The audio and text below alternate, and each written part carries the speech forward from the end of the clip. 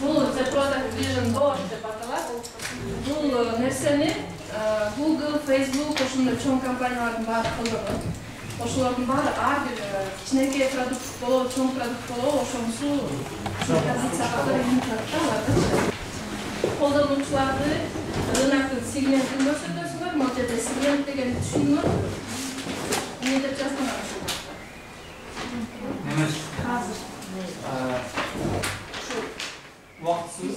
Жок, сегмент деген мисалы мындай чоң жанагы пирогду өткөн да. Ошондой болсо, мисалы бул аялдарда коелу, ошолордун сегменти баардыгын албайсыңар да, силер жашына жараша бөлөсүңөр. Мисалы, мону аласыңар дагы бул жерден 22 жаштан 50 жашка чейин. Силер ушулар менен кандай иштейсиңер да, ушул эле силердин аудитория. Жаш, кандай сегменттин ордуна жаш, мисалы профессия, кандай бөлөсүңөр өзүңөр билесиңер да. Жаш болушу мүмкүн, профессия болушу мүмкүн. Же болбосо дагы кандай кылдыңар? Класс, курс, окуучу, мисалы иштеп аткан адам билимине жараша маркетолог, же болбосо мисалы го оюнун ойногондор жакта аябай көп сегмент болуп калат да, анда силер мындай бөлүп алып улам бир сегментти иштеп ошолорду көбөйтөсүңөр да. Башында жаштар болду, кийин кошулдуңар. Кошулуп, мисалы балдары болду, анан ата-энеси болду, анан чоң атасы, чоң апасы болду, ошентип иштегенге жардам берет да. Анткени силер могу кичинекей сегментке фокус кылсаңар, ошолор менен эффективдүүрөөк иштейсиңер.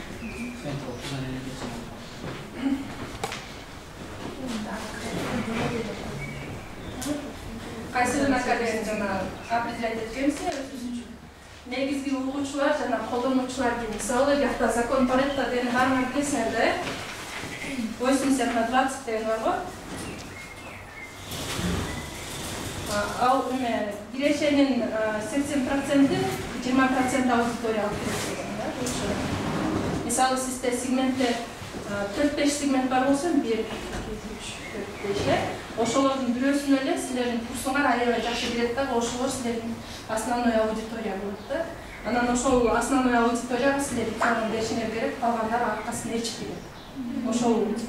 Ошону табышыңар керек да, силер 20% аудитория точно ала турган ким силерде. Точно ала турган кимди определять эте алгандан кийин, ал жерде негизги угуучулар бар эмес, негизги силерге киреше алып кетчү, же силерде реклама кылчу, силердин курстун ийгилиги, ал ошол курсту канча көп адам көрүнүyor да. Ошол мисалы могул сегмент силерге 80% алып келсе, калгандары буларды ээрчип келет да. Жана ранний пользователь деп коет. Биринчи сиздин курсуңузду баштап атканда кимге мисалы 5 адам болсо, ошол 5 адамдын бирөөсүнө аябай жагат, анан ошол эң жакшы үйрөнүп кеткен, алып кеткен адамды силер реклама кылып, анан ошонун портретине жараша адамдарды топтойсуңар да. Мисалы, сиз курсту запускать эткенде 10 адам дейли, 10 адам келсе, алардын үчөөсү ортодон мотивациясы түгөнүп кетип калат, экөөсү аягына жетпей калат. Ошондой болуп, анан мындай воронкадан өтөт да.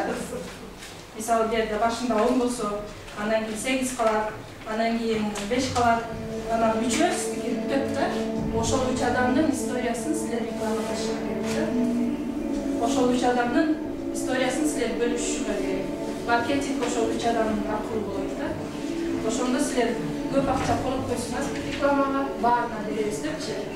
Анткени рекламный инструменттер Facebook'та, Google'да ошо сегменттерге жараша берилет да. Ошто жашаган аялдар мынча жаштан мынча жашка чейин мындай сектордо иштеген баарын көрсөтсөңөр болот да. Ошондо сиз рекламага көп акча колуп койсоңор. Же болбосо телевизор көргөн адам болсо, анда интернеттин баарын өчүрөсүңөр да, только телевидение бересиңер да. Же болбосо только радиого бересиңер. Ошол рекламанычы ошол жагынан маанилүү да, могу жер. Так. Бул келечекте орду дегени, бул силердин мотивация кылчу жагы да. Силер ушуга карап, мен мондай өзгөрүүлөрдү каалайм. Мен ошол өзгөрүүлөргө жеттимби, жеткен жокмун. Жете эле экен, анда мен дагы иштешим керек экен деп өзүңөргө күч бере турган жери да ушул. мотивация дегенде мен кандай максат менен жасап атам. Кыргызстанда элге таанышып, дүйнөгө таанытыш үчүнбү, же болбосо Кыргызстандагы элдердин жашоо абалы, жашоо кырдаалы жеңилдесинби деп ошол максатты коесуңар да. Анан ошол максатка жеттимби, жеткен жокмунбу, ошондо өзүңөрдүн жумушуңар пайда алып келетби же алып келбей жокпу ошол жактан көрөсүңөр да.